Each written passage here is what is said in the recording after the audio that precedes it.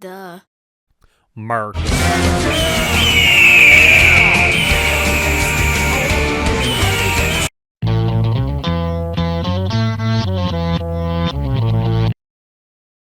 Hello everyone, I'm TYPO, God's toughest super soldier, fighting his toughest battles, that being talking to women. And we're going to be talking instead about Captain America the First Avenger today, which is a movie that is part of the Marvel Cinematic Universe, as I'm sure you know. And for all you guys who do not know, I am of course going to be reviewing all the MCU films, if I have not already, going through them in order from when they came out as part of TYPO versus the MCU. Now, here's how this review is going to work. Let's talk about the good things about the movie, the bad things about the movie, then we're going to come together at the end for a score on a scale from 1 to 10, 1 being the cinematic equivalent to stepping on a Lego brick, 10 being Citizen Kane quality. So, that being said, let's dive right in. First thing, okay, the special effects, however they do it, whatever witchcraft they do, to make Chris Evans look like that scrawny Steve Rogers that we see in this film is amazing. It is really, really good, okay? I don't know how they did it. I don't know how CGI has gotten so bad. It's also kind of weird, too, because they did that so well in this film, and it is some really, really good technology. And honestly, I'm surprised that this kind of technology, they've attempted to do it in other films before, and just never quite looks quite as good, just kind of like shoddy. I don't know why no one's done this same method before. Is it just like super expensive or something? I don't know. But regardless, it's great, okay? So scrawny Steve Rogers, of course, he then gets jacked up with a bunch of steroids, becomes Captain America, right? There's one thing to take away from this film: steroids make you cool. Just kidding. Now, we're going to talk more about that in the bad section. But in the meantime, there is that. I also want to point out, too, Howard Stark, okay? He is in this film again, this being the second MCU film that he has a speaking role in, and the third one that he is seen in, which is kind of crazy because we're only, like, what, 5 movies into the MCU so far, and he's appeared in 3 of them already, which is kind of insane. I was mentioning that back in my Iron Man or Iron Man 2, I forget which one, review. So go check both of them out if you want. But either way, yeah, I think it's kind of crazy. Howard Stark is surprisingly shows up in a lot of these films. Now, talking about Captain America himself, okay, there's a lot I want to give a lot of credit to in this. For one, the fact that they set this film in World War II, okay, was great, and I think a really, really creative use. They adapt the source material very, very well by making this whole first film take place entirely in World War II and kind of showing what Captain America did in World War II and all that stuff, because then when he's frozen on ice, which of course is taken from the comics, and they bring him back, they're able to reference his World War II stuff, which I think is great, because all of these superheroes, for the most part, actually, let me back that up. Most DC heroes and some Marvel heroes got their start back in World War II, okay? This being said, this is a very, very nice and convenient plot that they use in order to bring Captain America into the new age and still have so many references to World War II, because Captain America is straight out of World War II. Like, his whole characterization and everything, he is a World War II patriot first and foremost, and is absolutely crazy. And so I think they just used that really, really well, and they used the source material very, very well in terms of how they adapted it. Plus, speaking of adapting the source material, for one, they have Steve Rogers show up in a comic accurate suit. Not the other suits aren't comic accurate in their own ways, but like a Silver Age Captain America, in fact, not even Silver Age, Golden Age Captain America suit we see, which is a whole lot of fun. I really, really enjoyed seeing that, and I'm sure a lot of other comic fans out there did also. And they even got to use a real Captain America cover, comic cover that is, in this film, the one where Captain America's punching Hitler in the face, because they had Captain America comics in that time, which makes a lot of sense, and I think that's a very, very clever, good use of the source material, okay? So, a lot of great stuff there. I think that they handled this property incredibly well and very, very smart compared to a lot of other stuff we're going to be seeing later, but just really good in general. It's a great adaptation. I'll put it like that. It's a really, really great adaptation of the source material. So, got to point out, too, they picked a great villain for this film, of course, being Red Skull, and I also really, really love that you get, like, halfway or so through the film before you actually see Red Skull reveal himself and take off his, like, human flesh mask or whatever, and then we see, you know, the burnt up skull looking underneath, and I think that is really, really cool to see. And I mean, Red Skull just looks fantastic. The prosthetics are amazing, and so I got to give a lot of credit to the makeup and costuming people on this film, because it looks really, really good. The costumes in this film look pretty great generally, to be quite honest, but got to give a lot of credit to that. Wrapping things around, though, to the costumes once again and Captain America. The suit he wears in this is normal combat World War II suit. It is a pretty nice suit design. I really, really like it. I don't know if it's intentionally supposed to be like this, but it kind of reminds me of that suit that he wears in Season 2 of Avengers Earth's Mightiest Heroes, and I like the Ultimate Comics a little bit, like the suit with like some of the gray on it.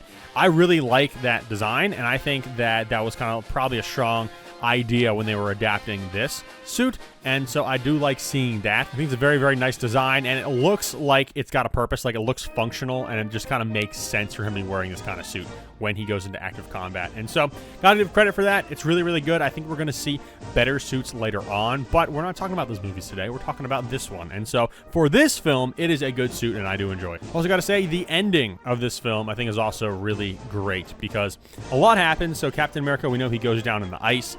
He leaves sort of a few like character things kind of unresolved, and I think that's really good sequel bait, but it's not like the plot doesn't get resolved, I suppose, if that makes any sense. I mean, it kind of does. It does end on a bit of a cliffhanger. So Steve Rogers wakes up, and he realizes that he is not where they're telling him he is, which is someplace back in, you know, the 40s or whatever.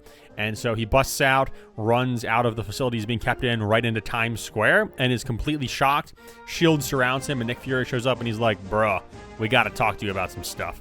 And so it's really, really insane. And that, of course, is going to be leading things straight into Avengers, because this is the last film to take place. Let me rephrase that. The beginning and the end of this film are the last pieces to take place right before Avengers happens. And so I'm really excited for it. And that's the one we're going to be reviewing next week. So make sure you guys stick around, subscribe. Again, K-Swap vs. the MCU, doing all of the MCU films. It's going to be great. So buckle up. But we must move into the bad section now. And the first thing, this is I know it's a big nitpick, but I got to mention it up anyways. They call the Cosmic Cube the Tesseract in all of the MCU. And I kind of don't like that, because I really, really like the Cosmic Cube. It's got a fun vibe to it. Now, I understand if they wanted to call it the Tesseract, and then someone just kind of snarkily calls it the Cosmic Cube, and maybe that nickname would stick for some people. I would like that. They don't do that, and that I find annoying, because Cosmic Cube is a very, very fun thing, artifact, if you will, in Marvel, and so it's kind of a shame that we don't get to see it used to its fullest potential, especially with the name. So we'll see. And speaking of which, I mean, I guess it's not really the Cosmic Cube. It's just the Space Stone in a cube, so it works a little differently. I get that, but also I feel like the Cosmic Cube in general is very underpowered in this film.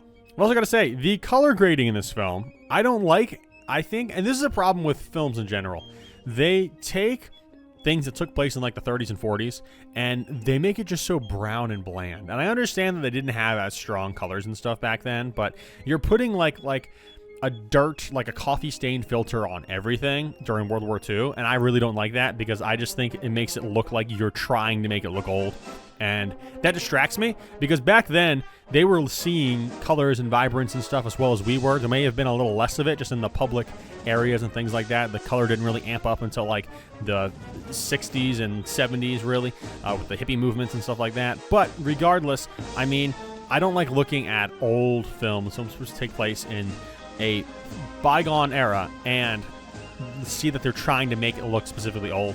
That annoys me, unless they do it really, really well and very, very stylized, and I feel like this film just didn't really do that, so, I'm going to go on a bit of a tangent, okay, but here is what things are going to look like, okay? So, going into this film, I was thinking to myself, oh, this is one of those MCU films that I really, really look forward to. It's one of my favorites, and I haven't watched it in a really long time, and I've just been watching through all the other MCU films, and I remember thinking to myself, when I look back on Phase 1, Avengers is awesome. I love Iron Man. I love Iron Man 2. I thought Thor was all right. Captain America, pretty good. And then Incredible Hulk is just kind of so-so, right? Well, I'm pleasantly surprised, because my opinions have really flipped on Thor versus this film, Captain America: The First Avenger, because I remember liking Thor a lot more on my rewatch, and I feel like I like this one a little less on my rewatch, not going to lie. And part of it is because it's a little boring, and I also feel like, too, there's no real, like, purpose in the film. Like, obviously, you know, beat the Nazis and stuff like that, but, like, there's no message. It's like, what is the film saying? That's a really good question. I think most films need to ask that question, or at least kind of show a story of character progression, things like that. Steve Rogers as a character, he doesn't really progress that much. I mean, he gets the super soldier serum, but that happens like 1/3 through the film. And so, I mean, the character development kind of already happens. Not a whole lot really happens to him then.